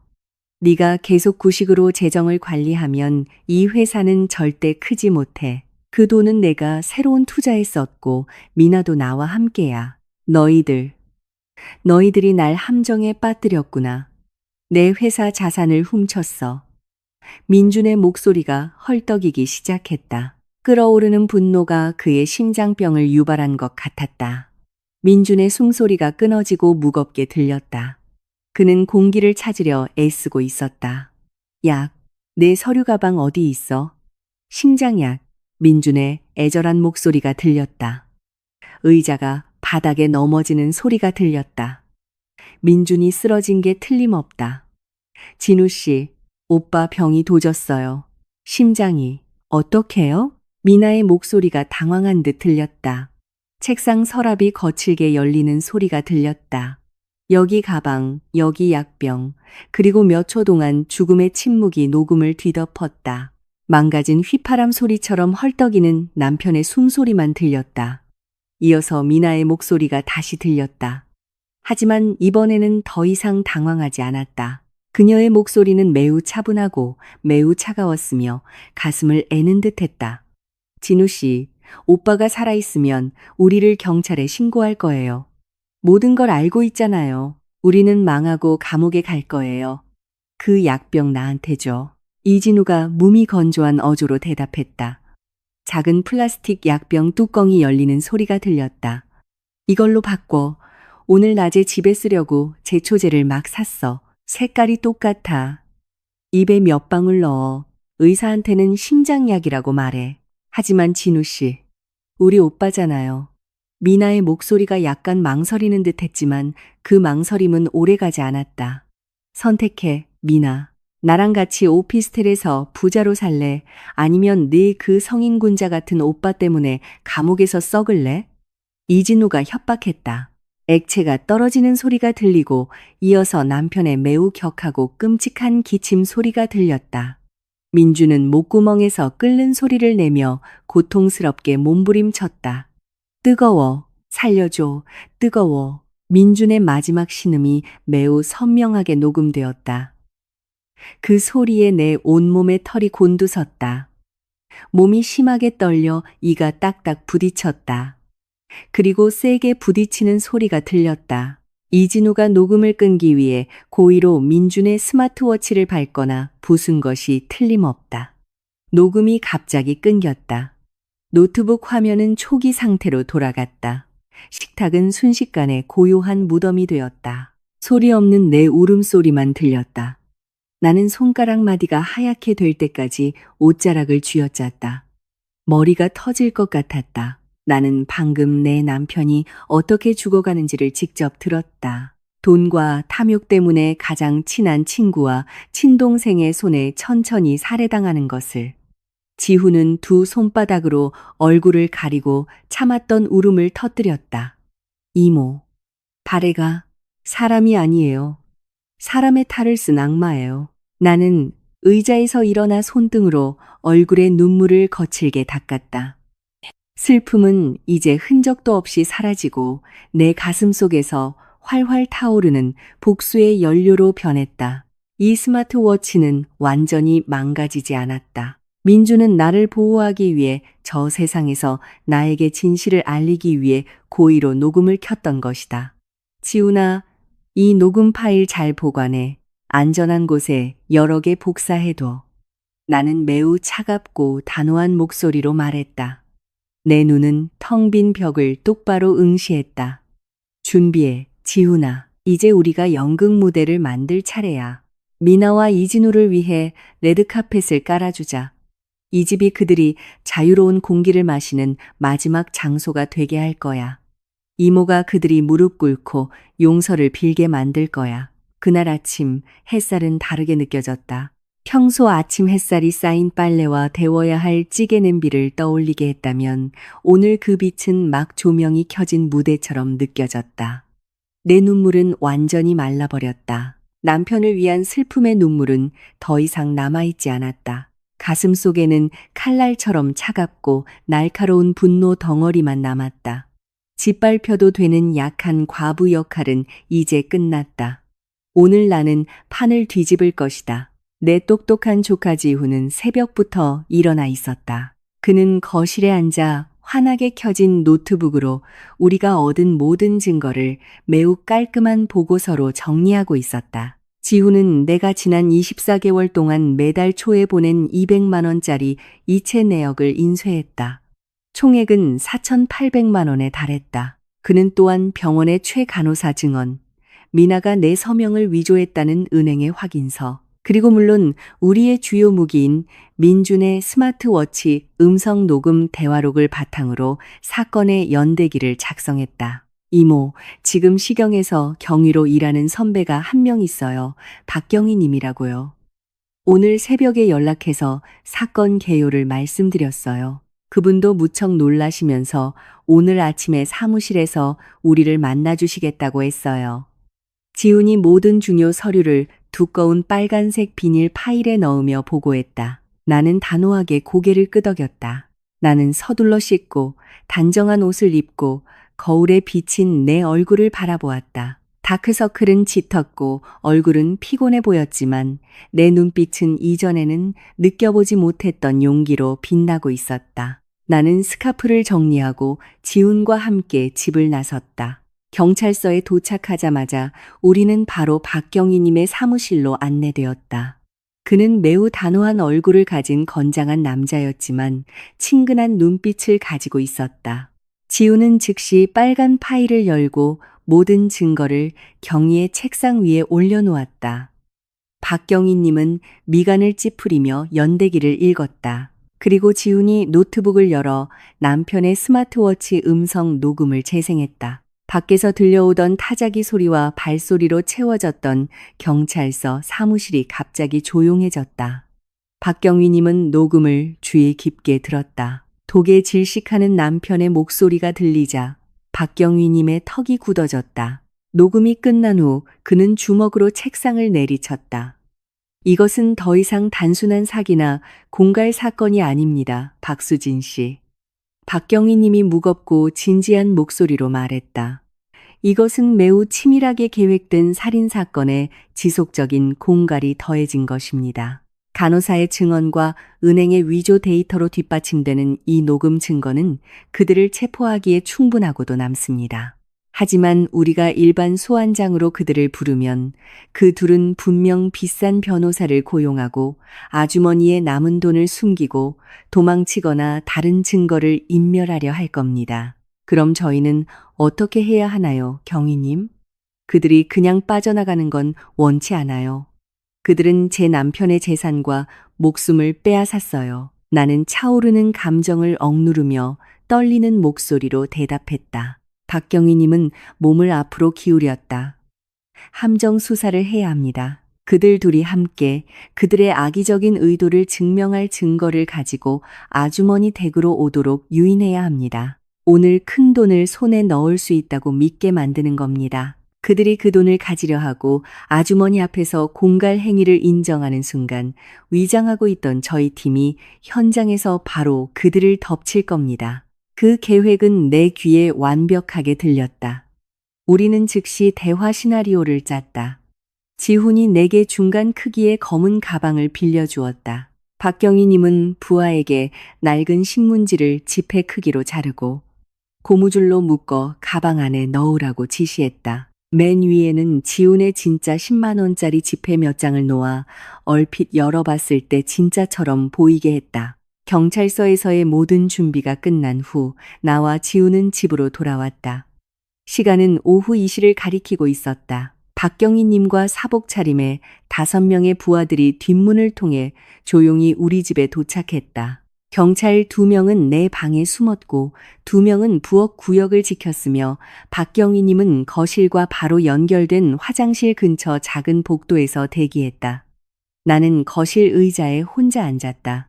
책상 위에 있는 휴대폰을 집어들었다. 심호흡을 하고 눈을 감고 지난 2년 동안 나를 항상 괴롭혔던 모든 고통, 절망, 두려움을 다시 불러일으켰다. 최고의 연기를 해야 했다. 마지막으로 어리석고 겁 많은 박수진이 되어야 했다. 나는 미나의 번호를 누르고 휴대폰을 귀에 댔다. 3번째 신호음에서 전화가 연결되었다. 여보세요, 형님. 웬일로 대낮에 전화하셨어요? 무슨 일이에요? 어제 부족하다고 했던 돈은 구하셨어요? 미나가 퉁명스럽고 참을성 없는 목소리로 인사했다. 나는 즉시 매우 크고 절망적인 울음소리를 냈다. 미나야, 나 좀 도와줘. 미나야, 나 더는 이렇게 못 살겠어. 무서워. 오늘 아침에 험상궂게 생긴 남자들이 가게 앞에서 어슬렁거렸어. 그 사채업자 부하들이 맞지? 미나가 잠시 침묵했다. 내 연기에 약간 놀란 것 같았지만 그녀의 교활한 본성이 즉시 고개를 들었다. 거봐요, 형님. 내가 그 사람들 장난 아니라고 했잖아요. 괜히 돈 미루겠다고 해서 이제 그놈들이 형님 집을 알아버렸잖아요. 내가 더는 막을 수가 없어요. 미나야, 내 말 좀 먼저 들어봐. 나는 계속 흐느끼는 척하며 말을 끊었다. 나 방금 고향에 다녀왔어. 부모님한테 물려받은 땅을 헐값에 팔았어. 땅이 팔렸어. 미나야, 나 지금 현금으로 2억 원을 가지고 있어. 나는 돈의 액수를 의도적으로 강조했다. 전화기 저편에서 미나가 숨을 참는 소리가 들렸다. 2억 원이라는 말을 듣자 그녀의 탐욕이 즉시 꿈틀거렸을 것이다. 2억 원은 매우 큰 금액이다. 2억 원이요. 형님, 현금으로요? 미나의 목소리가 갑자기 매우 부드럽고 다정하게 변했다. 불과 몇 초 전의 퉁명스러운 말투와는 정반대였다. 응, 미나야. 지금 돈이 내 가방 안에 있어. 나는 흐느끼며 대답했다. 미나야, 제발 부탁할게. 지금 당장 그 사채업자 두목한테 연락해줘. 오늘 밤에 너랑 같이 우리 집으로 오라고 해. 나 돌아가신 민준 씨 빚 남은 거 전부 다 한 번에 갚고 싶어. 이 2억 원 전부 다 줄 테니까 오늘 밤에 당장 우리 집 등기 권리증 돌려달라고 해줘. 나 이제 마음 편히 자고 싶어, 미나야. 더는 시달리고 싶지 않아. 오늘 밤 7시에 그 두목 데리고 와줘. 알았지? 전화기 저편에서 나직한 중얼거림이 들렸다. 미나는 분명 휴대폰 아래쪽을 막고 근처에 있는 이진우와 이야기하고 있을 것이다. 그들의 사악한 계획이 빠르게 짜이고 있을 것이다. 그들은 이것을 넝쿨째 굴러온 호박이라고 생각할 것이다. 가짜 등기 권리증이나 엉터리 서류만 가져오면 하룻밤에 2억 원을 챙길 수 있다고 생각할 것이다. 진짜 등기 권리증은 사실 은행 금고에서 조용히 잠자고 있는데 말이다. 여보세요, 형님. 알았어요, 형님. 이제 그만 우세요. 미나가 마치 구세주인 척하는 목소리로 다시 말했다. 방금 사채업자 두목한테 전화했어요. 처음에는 형님을 직접 만나러 가는 걸 엄청 싫어했어요. 아주 바쁘고 위험한 사람이거든요. 근데 제가 울면서 애원하니까 결국 동의했어요. 오늘 밤 7시 정각에 저랑 사채업자 두목이 형님 집으로 갈게요. 형님은 돈만 책상 위에 준비해 두세요. 저희가 완납 증명서랑 등기 권리증 가지고 갈게요. 고마워, 미나야. 정말 고마워. 너는 정말 착한 시누이야. 오늘 밤에 기다릴게. 나는 가짜 감사함이 가득한 목소리로 말하고는 즉시 전화를 끊었다. 휴대폰 화면이 꺼지자마자 내 울음소리는 즉시 멈췄다. 내 표정은 다시 무표정하고 차갑게 변했다. 박경희 님이 복도에 숨어 있던 곳에서 나와 내게 엄지손가락을 치켜 세웠다. 연기 정말 대단했습니다. 박수진 씨. 미끼를 완전히 물었습니다. 이제 탐욕스러운 물고기들이 그물에 들어오기만 기다리면 됩니다.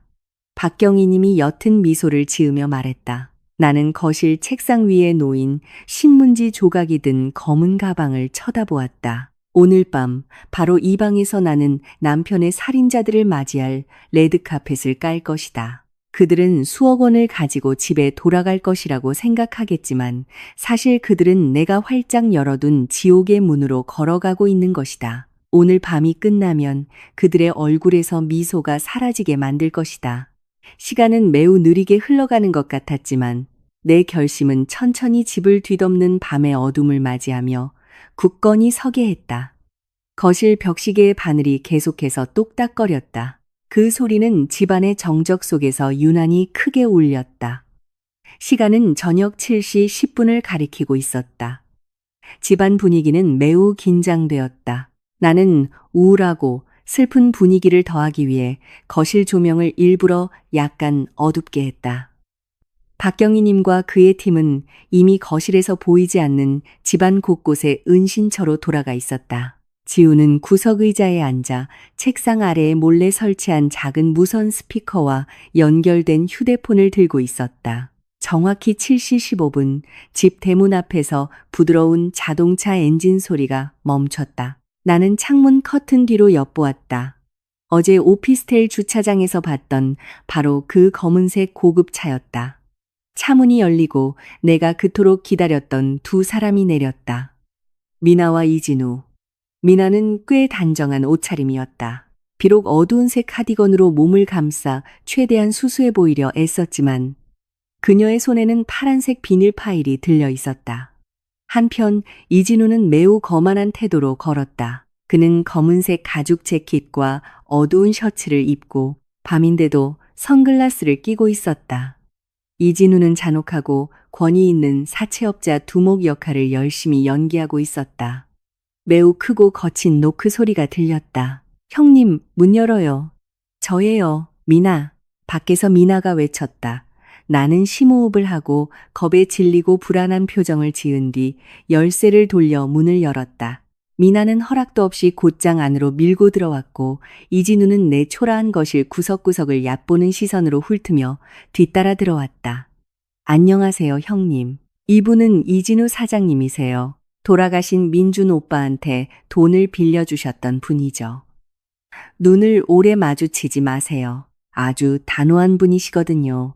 미나가 옆에 있는 남자를 가리키며 말했다. 그들의 연극은 정말 역겨웠다. 이진우는 억지로 굵은 목소리로 헛기침을 했다. 그는 권하지도 않았는데 소파에 앉아 거만하게 다리를 꼬았다. 당신이 민준의 과부로군. 내 시누이가 네가 빚잔치 할 2억 원을 가지고 있다고 하더군. 난 시간 없어. 돈은 어디 있나? 이진우가 거친 목소리로 윽박질렀다. 나는 고개를 숙이고 마치 몹시 두려운 것처럼 옷자락을 비틀었다. 돈은 여기 있어요, 사장님. 이 가방 안에 준비해뒀어요. 나는 신문지 더미 때문에 무거운 검은 가방을 들어 그들 앞 책상 위에 올려놓았다. 미나와 이진우의 눈은 부풀어 오른 검은 가방을 보자마자 환하게 빛났다. 그들의 얼굴에는 교활한 미소를 숨기지 못하는 탐욕이 선명하게 드러났다. 미나는 심지어 몸을 앞으로 기울였다. 그녀의 손은 이미 가방의 지퍼를 잡으려고 안달이 나 있었다. 좋아, 넌 죽은 내 남편보다 똑똑하군. 이진우가 비웃으며 말했다. 미나야, 그 완납 서류 줘. 우리 일 빨리 끝내고 이 답답한 집에서 나가게. 미나는 파란색 비닐 파일을 내 쪽으로 던졌다. 이게 완납 증명서예요, 형님. 잘 보관하세요. 원본 등기 권리증은 이 사장님이 사무실 금고에 두고 오셨대요. 내일 아침 일찍 제가 가져다 드릴게요. 중요한 건 지금 우리가 돈을 받았다는 거죠. 나는 그 파일을 책상 위에 그대로 두었다. 나는 천천히 고개를 들어 미나의 눈을 똑바로 쳐다본 뒤 선글라스 너머로 이진우의 눈을 응시했다. 방금 전까지 두려움에 떨던 내 표정은 이제 매우 무표정하고 차갑게 변했다. 내 집 등기권리증을 가지러 어디 갈 필요 없어. 나는 매우 차분하지만 날카로운 목소리로 말했다. 왜냐하면 원본은 지금 은행 금고에 아주 안전하게 보관되어 있다는 걸 내가 알거든. 그리고 이 집 빚은 2년 전 보험으로 이미 다 갚아졌다는 것도 알고. 가방을 열려던 미나의 손이 순간 멈칫했다. 이진우의 얼굴에서 거만한 미소가 순식간에 사라졌다. 그들 둘은 충격받은 표정으로 나를 쳐다보았다. 무슨 헛소리야. 이진우가 소리쳤다. 그의 목소리는 당황함을 감추기 위해 높아지기 시작했다. 날 속이려는 수작 부리지 마. 미나야, 가방 열어. 그 가방에 손대기 전에 내 목소리가 이진우의 명령을 못지않게 큰 소리로 끊었다. 마지막으로 부탁이 하나 있어. 너희 둘이 들어야 할 게 있어. 내 남편의 마지막 메시지야. 너희가 그를 죽이기 전에 너희 둘을 위해 특별히 남긴 것. 나는 지훈 쪽으로 고개를 돌려 작게 고개를 끄덕였다. 지훈은 즉시 휴대폰 화면을 눌렀다. 그 순간 숨겨진 스피커에서 매우 선명한 오디오 녹음이 흘러나왔다. 민준, 이진우, 미나 사이의 다툼 소리가 조용한 거실을 가득 메웠다. 미나는 마치 엉덩이에 불이라도 붙은 듯 의자에서 벌떡 일어났다. 그녀의 얼굴은 종이처럼 창백해졌다. 눈은 스피커를 향해 휘둥그레졌다. 한편 이진우는 선글라스가 코에서 미끄러져 내렸다. 입은 반쯤 벌어졌고 턱은 심하게 떨렸다. 녹음은 무자비하게 계속 재생되며 남편의 죽음의 순간을 다시 들려주었다. 약, 내 서류 가방 어디 있어? 심장약, 민준의 애절한 신음소리가 들렸다. 그리고 녹음 속 이진우의 차가운 목소리가 뒤따랐다. 이걸로 바꿔 오늘 낮에 집에 쓰려고 제초제를 막 샀어. 색깔이 똑같아. 입에 몇 방울 넣어. 그만해, 그 소리 꺼. 미나가 두 귀를 단단히 막고 히스테릭하게 소리쳤다. 그녀의 몸은 심하게 떨렸다. 그녀는 거실벽에 부딪힐 때까지 뒤로 물러섰다. 이진우는 거칠게 욕을 내뱉었다. 자신의 정체가 완벽하게 드러나고 함정에 빠졌다는 것을 깨닫자 그의 동물적인 본능이 고개를 들었다. 그는 거실 테이블을 걷어차 뒤집었다. 검은 가방이 바닥으로 내동댕이 쳐졌다. 이진우는 방향을 바꿔 도망치기 위해 집 앞문으로 세차게 달려갔다. 하지만 이진우의 손이 문손잡이에 닿기도 전에 그 문은 마당 앞에서 대기하고 있던 2명의 경찰에 의해 밖에서 걷어차 열렸다. 동시에 박경희님과 그의 팀이 집복도에 있던 은신처에서 이미 총을 뽑아든 채 나왔다. 경찰이다. 움직이지 마. 손 위로 올려. 박경희님의 우렁찬 목소리가 온 방을 울렸다. 궁지에 몰린 이진우는 앞에 있는 경찰에게 주먹을 휘두르며 저항하려 했다. 하지만 그 경찰은 재빨리 이진우의 팔을 뒤로 꺾어 그를 바닥에 세게 내동댕이 쳤다. 이진우의 손목에 쇠수갑이 채워질 때 쨍그랑하는 소리가 크게 울렸다. 이진우가 제압되는 것을 보자 미나는 다리에 힘이 풀렸다. 그녀는 바닥에 주저앉아 내 얼굴을 보며 흐느꼈다. 형님, 용서해 주세요, 형님. 제가 잘못했어요, 형님. 제가 정신이 나갔었어요. 이 모든 건 이진우 씨 아이디어였어요. 그 사람이 저를 협박했어요. 저는 오빠를 죽일 생각은 없었어요. 형님, 제발 저를 감옥에 보내지 마세요. 미나가 내 발밑으로 기어오려 하며 애원했다. 나는 그녀의 더러운 손이 닿지 않도록 뒤로 물러섰다. 나는 경멸에 찬 시선으로 그녀를 내려다보았다. 네가 마치 피해자인 것처럼 우는구나, 미나. 하지만 내 눈물은 지난 2년 동안의 내 연극만큼이나 가짜야. 넌 협박당하지 않았어. 넌 그 오피스텔에서 호화롭게 살기 위해 내 친오빠를 죽이기로 선택했어. 네, 오빠의 과부가 흘리는 땀을 한치의 동정심도 없이 착취했지. 다시는 나를 형님이라고 부르지 마. 오늘 이 순간부터 감옥에서 썩어라.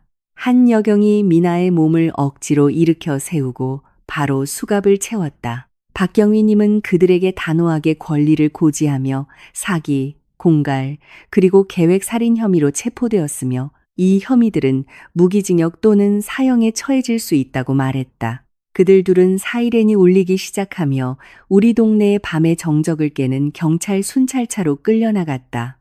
어리둥절한 이웃들이 무슨 일인지 보려고 집 밖으로 나오기 시작했다. 하지만 나는 그들의 시선에 신경 쓰지 않았다. 지훈이 내게 다가와 어깨를 꽉 안아주었다. 이모, 대단하세요. 정말 용감하셨어요.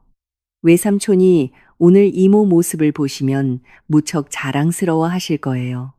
지훈이 떨리는 목소리로 속삭였다. 나는 조카의 포옹에 답하며 긴 한숨을 내쉬었다. 집안 공기가 갑자기 매우 가볍고 깨끗하게 느껴졌다. 정의의 망치가 바로 내 거실에서 내려쳐졌다.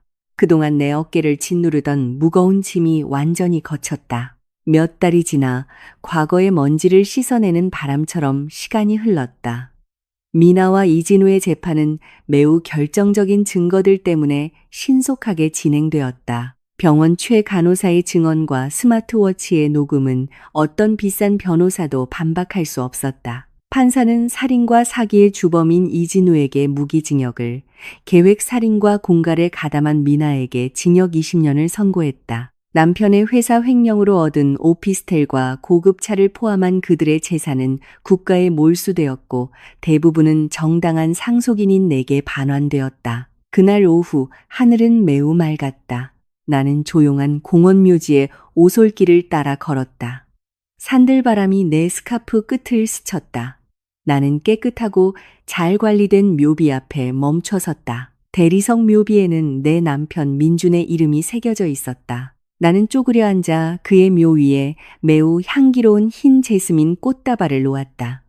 나는 부드럽게 묘비를 쓰다듬으며 진심으로 미소 지었다.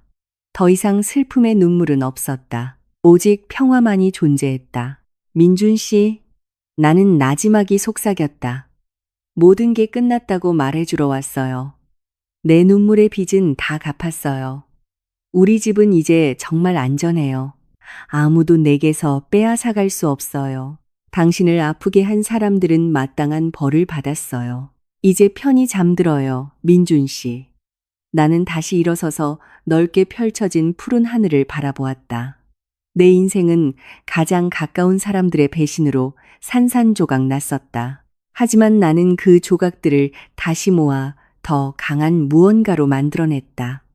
내일 나는 다시 내 백반집을 열 것이다. 더 이상 두려움과 압박감 속에서가 아니라 새로운 희망을 가지고 나는 미소를 지으며 미래를 바라보았다.